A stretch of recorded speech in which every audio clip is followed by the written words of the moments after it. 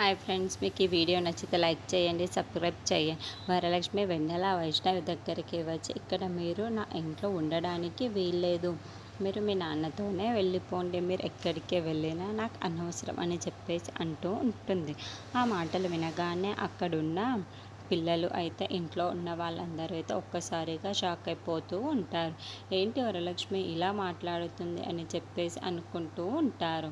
ఇంతలో అక్కడున్న వరలక్ష్మి అయితే చాలా కోపంగా అక్కడున్న పిల్లలని చూసి, మీరు నా దగ్గర ఉండడానికి వీల్లేదు, రేపే లాయర్ని పిలిపించి మీ ఇద్దరిని మీ నాన్నకు అప్పచెప్పేస్తాను, మీరు ఉంటే నాకు కెరియర్కి అడ్డంగా మారుతున్నారు, అందుకే నా కెరియర్ సాఫీగా పోవాలి అన్నా, నేను సంతోషంగా ఉండాలి అన్నా మీరు నా దగ్గర ఉండడానికి వీల్లేదు, మీరు ఎలాగైనా సరే మీ నాన్నతో కలిసి ఎక్కడికి వెళ్ళిపోతారో వెళ్ళిపోండి, మీ గురించి నాకు అనవసరం అని చెప్పేసి అలా తిడుతూ ఉంటుంది. ఆ మాటలు వినగానే అక్కడున్న వెన్నెల వైష్ణవి వాళ్ళు అయితే ఒక్కసారిగా షాక్ అయిపోయి చాలా బాధపడిపోతూ ఉంటారు. ఇంతలో అక్కడున్న వరలక్ష్మి అయితే అక్కడి నుండి వెళ్ళిపోయి తలుపు క్లోజ్ చేసుకొని చాలా బాధపడుతూ ఉంటుంది. ఎందుకు ఇలా మాటలు మాడానో నాకే అర్థం కావటం లేదు, అయినా వెన్నెల వైష్ణవి నన్ను క్షమించండి అని చెప్పేసి అనుకుంటూ చాలా బాధపడుతూ ఉంటుంది.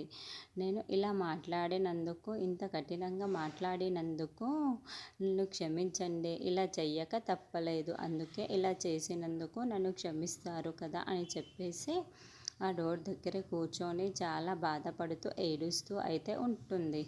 ఇంతలో అక్కడున్న వెన్నెల వైష్ణవి వాళ్ళు అయితే, అమ్మ ఎందుకు ఇలా మారుతుందో అర్థం కావటం లేదు, ఎందుకు ఇలా తిడుతుంది, నాన్నతో వెళ్ళిపోమ్మని చెప్తుంది అని చెప్పేసి చాలా బాధపడుతూ ఉంటారు.